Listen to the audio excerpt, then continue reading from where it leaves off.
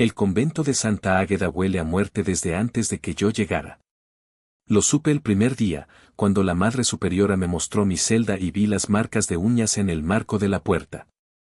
Me dijo que era una hermana anterior, una que había sufrido crisis de fe. No me dijo su nombre. No me dijo que la encontraron con los ojos abiertos mirando al techo y la boca llena de tierra de maceta. Pero esa es otra historia. La mía comienza realmente un martes de lluvia perpetua, de esas en que el agua no cae sino que se pega a los muros como un sudor enfermo. Había rezado vísperas con las demás, habíamos cantado el Salmo 141, Señor, a ti clamo, date prisa, escucha mi voz cuando te invoco. Y luego, cada una a su celda. Silencio. Oscuridad. El viento metiéndose por las rendijas de las ventanas románicas. Pero yo no pude dormir. No era insomnio de los que conozco, esos que vienen por culpa de la mala comida o de los remordimientos pequeños. Era otra cosa. Era una certeza instalada en el hueso esternón, justo donde late el corazón cuando uno está a punto de morir en sueños. Me levanté a las 11. No encendí la vela al principio. Caminé a tientas por el pasillo de las celdas, descalza sobre las losas heladas, sintiendo las juntas de mortero como costuras en la planta de los pies. El pasillo del este está apartado. Las monjas jóvenes no van nunca por allí. Dicen que corre corriente de aire, que las velas se apagan, que los pasos suenan detrás cuando deberían sonar delante. Yo fui por soberbia. Por creer que mis 37 años de vida consagrada me protegían de lo que no entienden ni los exorcistas. El espejo está al fondo, colgado entre dos confesionarios desmontados. Su marco de plata negra sostiene un vidrio de casi 2 metros de alto. La raja lo cruza como un relámpago petrificado. Dicen que se rompió sola una noche de tormenta, hace 30 años, cuando la hermana Inés murió. Dicen que nadie la golpeó. Que la plata se agrietó al mismo tiempo que los huesos del cuello de ella, cuando el cordón del hábito hizo ese ruido seco que ningún torniquete puede imitar. Me paré frente al espejo a las 11:10. Mi reflejo era borroso porque la plata está manchada de óxido y de algo más que no quiero nombrar. Pero había suficiente luna como para verme la cara. O para ver algo que usaba mi cara. Al principio no noté nada raro. La toca blanca, los hábitos negros, las ojeras de quien duerme mal y reza peor. Pero luego, ella parpadeó. Yo no parpadeé. Ella sí. Fue un movimiento rapidísimo, como el de una lagartija debajo de una piedra. Pero lo vi. Y vi también que después de ese parpadeo, ya no estaba mirándome a mí. Me miraba por encima del hombro, hacia algo que estaba detrás de mí en el pasillo. Me di la vuelta. No había nada. Solo el corredor vacío, los confesonarios con sus cortinas de terciopelo rojo comido por las polillas, y más allá la puerta de la torre que sube al campanario. Cuando giré de nuevo hacia el espejo, ella había cambiado de postura. Ya no estaba derecha como yo. Estaba inclinada hacia adelante, con la frente casi tocando el vidrio desde su lado. Y su boca se movía. No escuché nada, pero vi cómo sus labios dibujaban sílabas. Intenté leerlos. Creo que decían, por fin. Me alejé 3 pasos. Mi corazón golpeaba tan fuerte que sentía los latidos en los dientes. La hermana Inés, porque ya sabía que era ella, sonrió con mi boca. Pero no era mi sonrisa. Era la sonrisa de alguien que ha esperado 30 años en una habitación sin puertas. Salí corriendo. Oí como mis propias pisadas se multiplicaban detrás de mí, como si alguien más estuviera corriendo exactamente a mi ritmo, exactamente con mis pasos, pero en el pasillo que hay del otro lado del espejo. No miré atrás. Llegué a mi celda, cerré la puerta con doble llave, tenía llaves, a pesar de las reglas, y me metí en la cama con los hábitos puestos. Recé un Padre Nuestro. Luego otro. Luego 10. A las 12 menos cuarto, el sueño me venció. Pero soñé con ella. Soñé que estaba en el campanario, subiendo las escaleras de caracol, y que cada escalón tenía escrito un nombre. El último era el mío. Desperté a la medianoche en punto. No sobresaltada, sino con la lentitud de quien emerge de aguas profundas. La campana del convento daba las 12. Cada badajada vibraba en el hierro de la cama, en los dientes, en el fondo de los ojos. 1, 2, 3. Conté hasta 12. En la última, el silencio fue tan absoluto que oí mi propia sangre circulando. Algo había cambiado en la celda. No era la temperatura. No era la luz, porque no había ninguna. Era el olor. Antes olía a cera, a madera vieja, a mí misma. Ahora olía a tierra mojada, a incienso quemado al revés, a algo que había estado encerrado en un ataúd demasiado tiempo. Encendí la vela con manos temblorosas. La llama titubeó como si alguien soplara desde la esquina. Miré alrededor. El crucifijo seguía en la pared. El rosario colgaba del respaldo de la silla. Mi breviario estaba sobre la mesilla, abierto por la página del oficio de difuntos. No lo había dejado abierto yo. Me acerqué. Las letras bailaban con la sombra de la vela. Lei, requiem aeternam dona eis, domine, et lux perpetua luceat eis.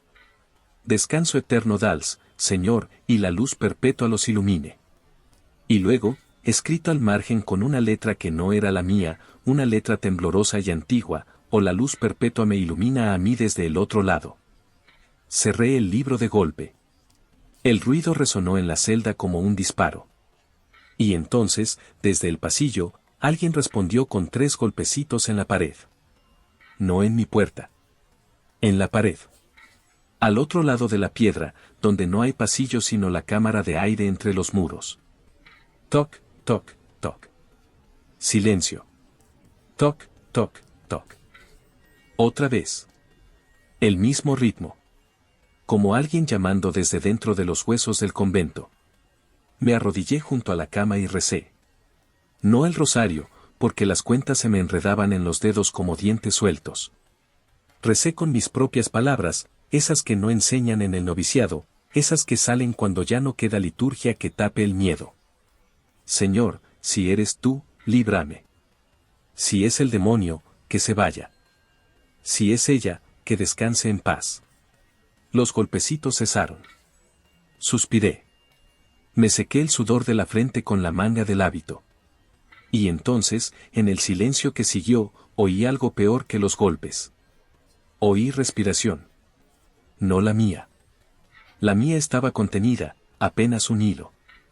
Esta era una respiración honda, pausada, como de alguien que duerme profundamente. Venía de debajo de la cama. No, imposible. Debajo de mi cama solo había una caja de cedro con cartas viejas y una estampa de la Virgen del Pilar. Lo sabía porque lo había limpiado esa misma tarde. Me agaché lentamente, acercando la vela al suelo. La llama iluminó las tablas, las sombras, el polvo, y luego la cara. No había nadie debajo de la cama. Pero la cara estaba ahí, dibujada en el polvo como si alguien hubiera presionado su rostro contra el suelo desde abajo. 2 ojos cerrados, una nariz, una boca ligeramente abierta. Y alrededor de la boca, el polvo estaba más oscuro. Húmedo. Sopló la vela. No el aire, sino algo que succionó el oxígeno de la habitación como una aspiradora invisible.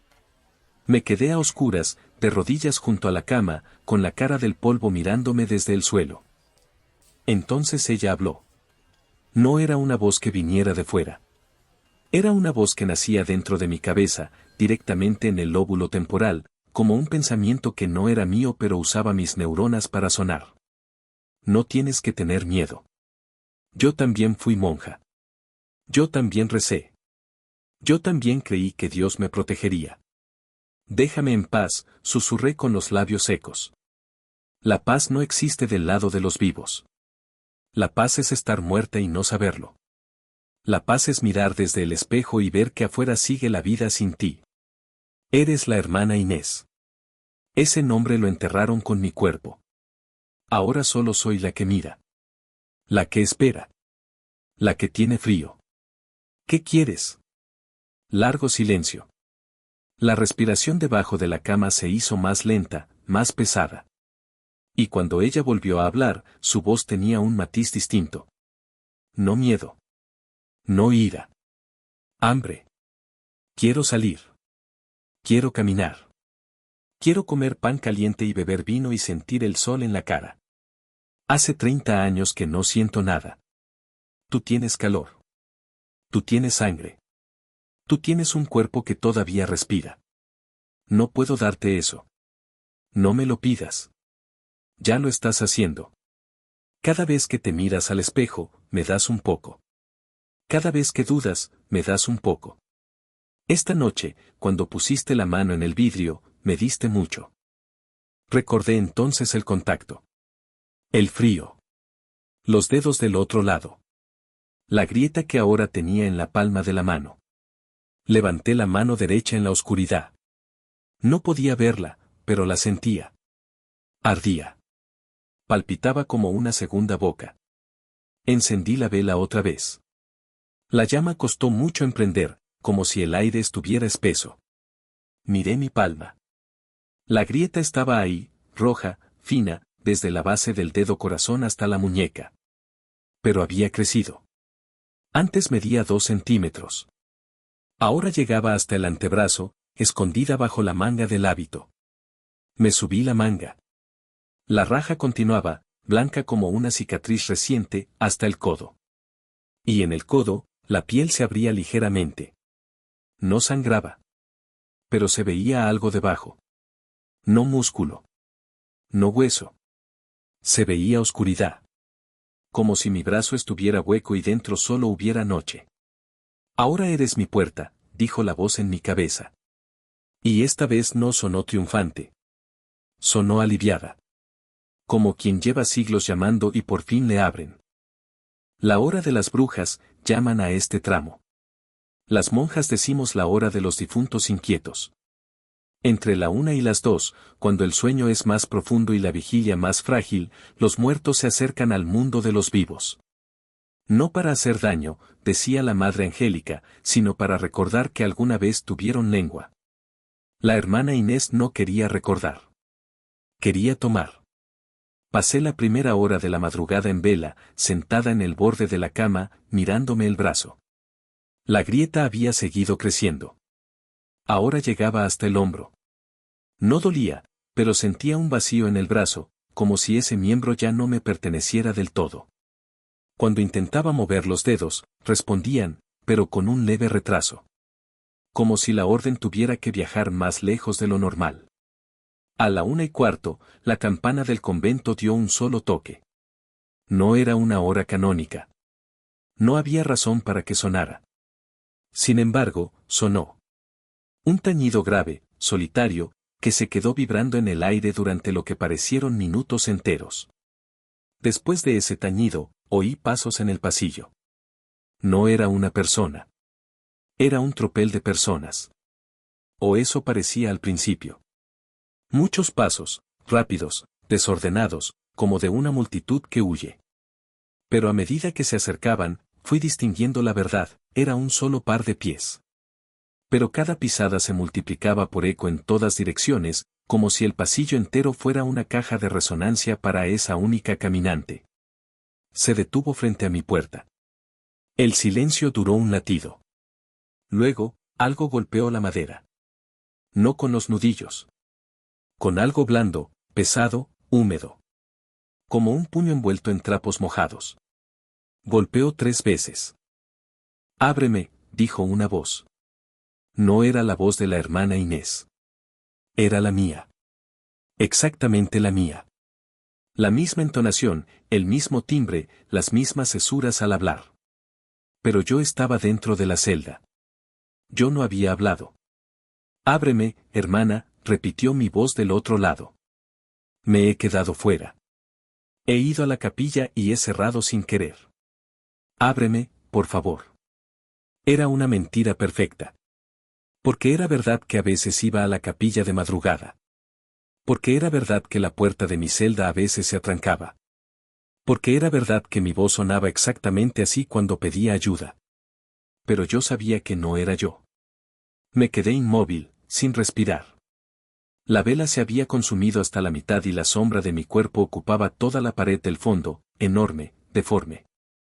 En esa sombra, juro que vi otra sombra más pequeña, pegada a la mía como una rémora.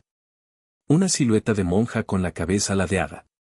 Por favor, insistió la voz, ya no tan parecida. Empezaban a notarse las grietas. Un arrastre en la R. Una aspiración demasiado larga en la S. Sonidos que mi boca no hace. Tengo frío. Tengo miedo. No quiero estar sola. Apoyé la frente en el crucifijo de la pared. La madera estaba caliente, como si alguien la hubiera estado sosteniendo antes que yo. Recé. No sentí nada. Ni consuelo, ni paz, ni siquiera la costumbre mecánica de las palabras repetidas. Solo el vacío de quien sabe que está sola contra algo que ya no es de este mundo.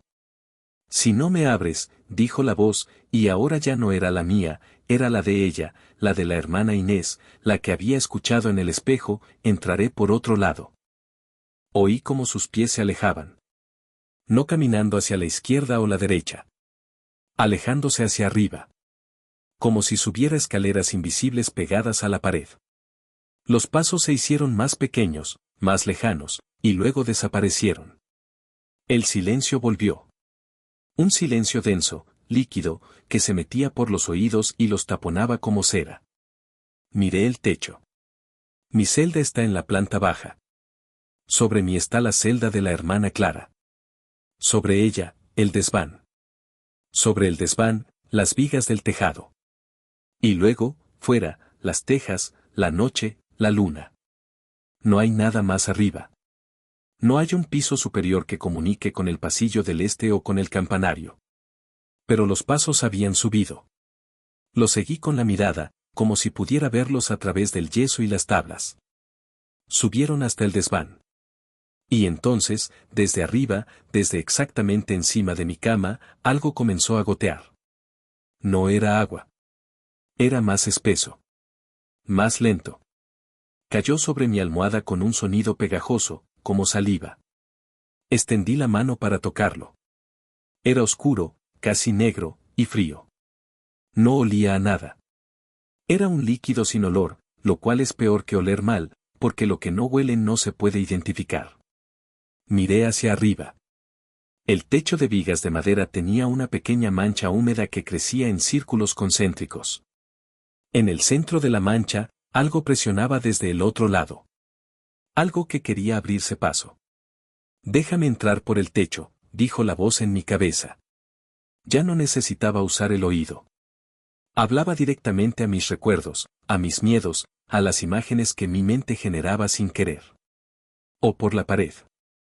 O por el suelo. O por tu boca cuando duermas. Tengo tiempo. Tú también lo tienes. Pero el mío es más largo. Me levanté de la cama. Agarré el crucifijo. No como arma, sino como un niño agarra la mano de su madre. Salí al pasillo. Afuera, el convento estaba más oscuro de lo que debía. Las velas de los nichos se habían apagado todas. Los cirios del Santísimo, que nunca se apagan, estaban fríos. Caminé hacia la capilla, descalza, sintiendo las losas como losas de tumba. No había luna. No había estrellas. La noche se había comido todas las luces. La capilla estaba vacía. El sagrario abierto. Dentro, la custodia vacía. Alguien, algo, había sacado la hostia consagrada. No la habían robado para profanarla.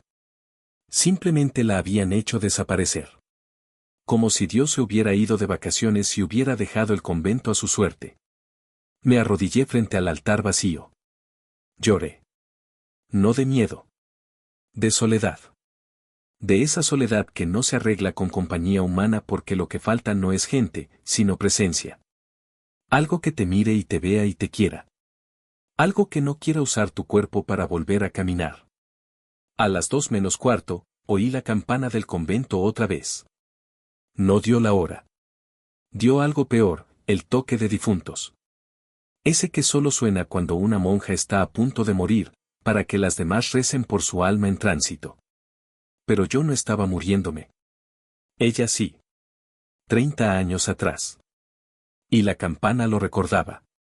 No es por ti, corrigió la voz. Y ahora sonaba casi compasiva. Casi humana. Es por mí. Me están llamando. Las campanas de difuntos llaman a los muertos para que vuelvan a sus tumbas. Pero yo no quiero volver. Quiero ir a donde tú estás.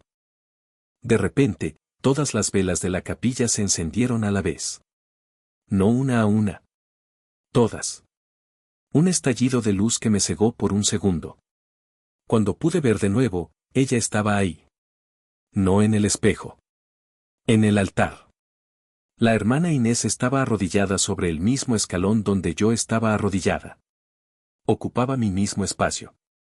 Era una superposición, como dos fotografías reveladas en el mismo papel. Podía ver a través de ella el ara de mármol. Pero también podía ver sus facciones, la piel gris, los ojos sin pupilas, la boca abierta en una mueca que no era de dolor sino de anticipación. Olía a tumba. A ataúd abierto. A flores podridas en un entierro de tercera. Extendió su mano hacia mí. Su mano derecha, la que en el espejo tenía 6 dedos. La grieta que yo tenía en mi brazo se iluminó roja, como un cable al rojo vivo. Y entendí, ella no necesitaba que yo la invitara. Ya estaba dentro.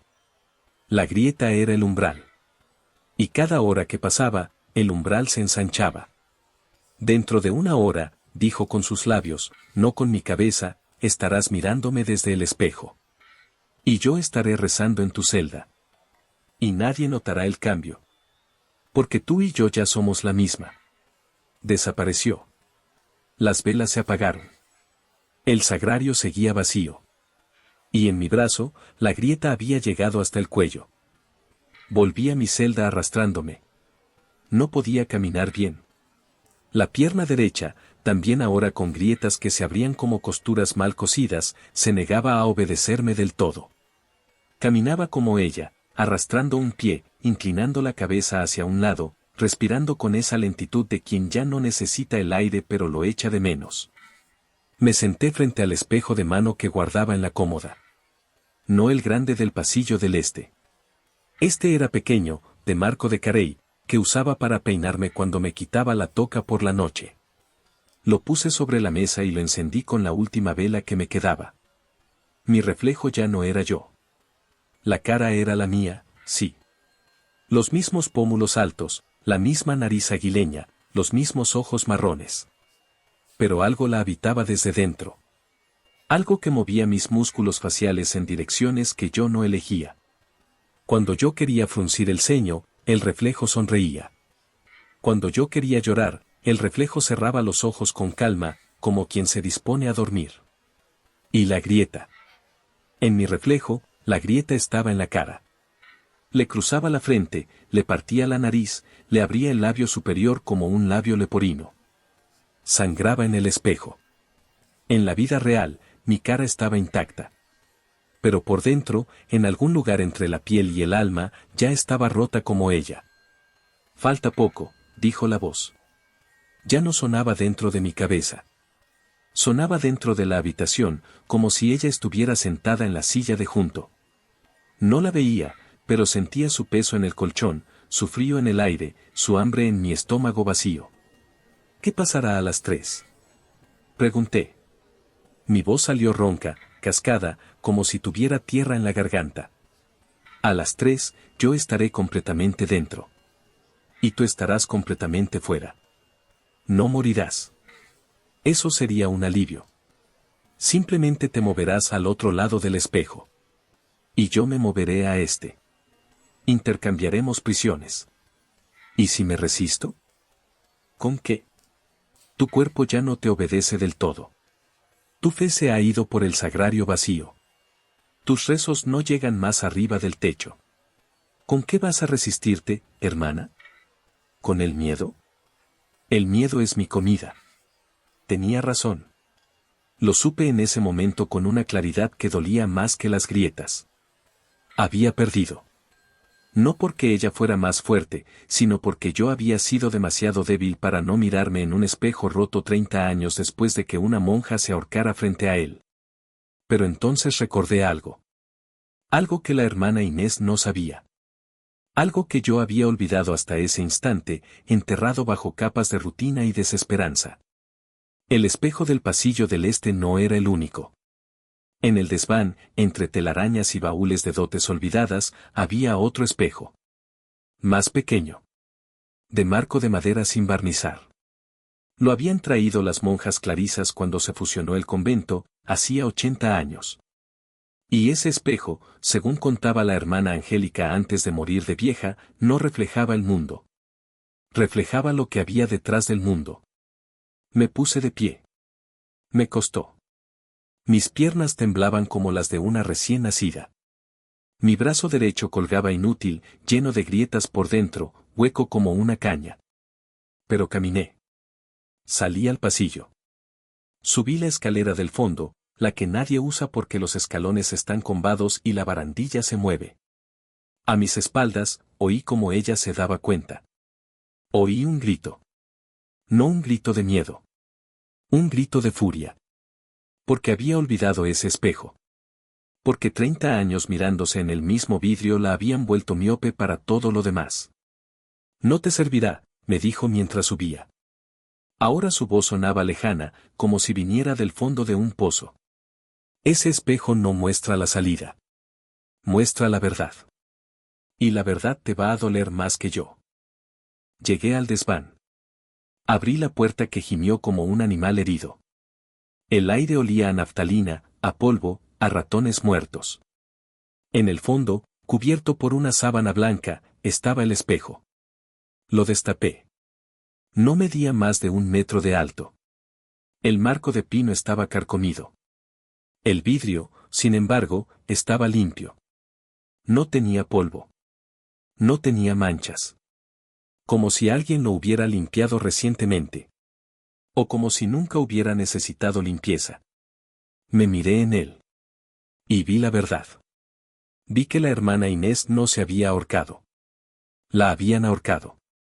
Vi a las otras monjas, 3 de ellas, sosteniendo el cordón mientras ella pataleaba.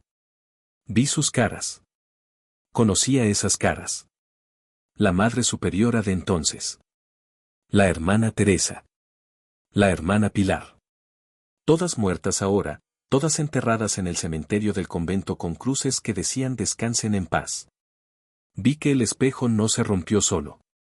Lo rompió ella, con la uña del dedo gordo del pie, mientras se balanceaba, mientras la vida se le iba por la garganta aplastada. Un último gesto de rabia. Un último intento de dejar una marca en el mundo. Vi que la grieta no era una grieta. Era una boca. Y llevaba 30 años hablando.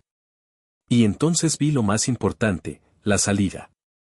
El espejo del desván me mostró que no había que romper el espejo grande. Había que completarlo. La grieta era un dibujo inacabado. Si alguien la trazaba entera, si alguien unía sus extremos con un dedo ensangrentado, el círculo se cerraba.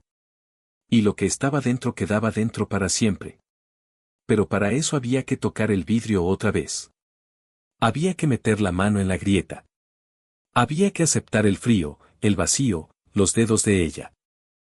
Miré mi mano derecha. La que ya no me obedecía del todo. La que estaba hueca por dentro, llena de noche. Esa mano ya era más de ella que mía. Si la usaba para cerrar el círculo, tal vez.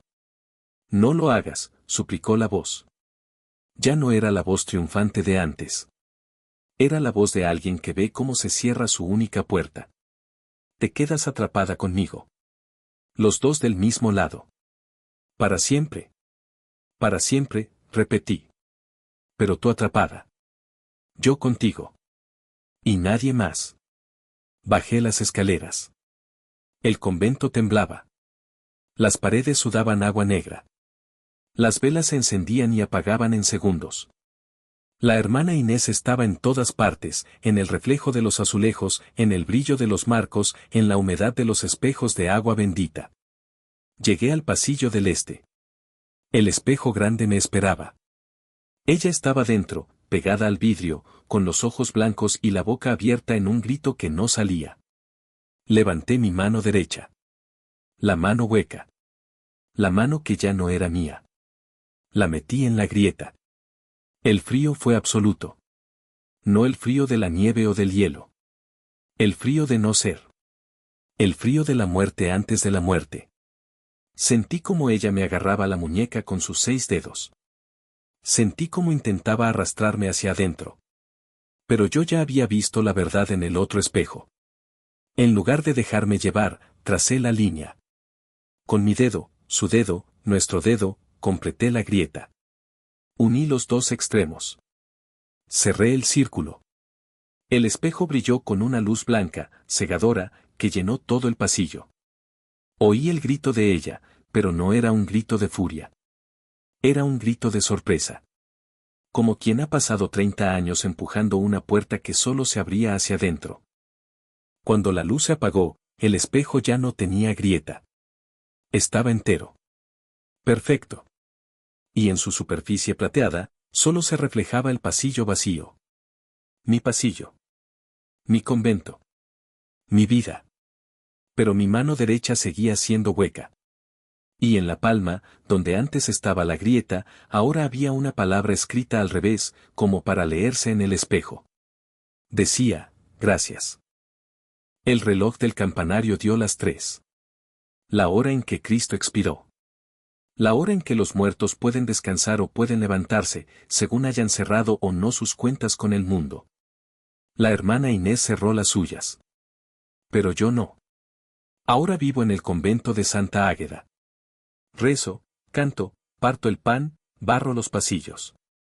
Las otras monjas dicen que he cambiado. Que antes era callada y ahora sonrío.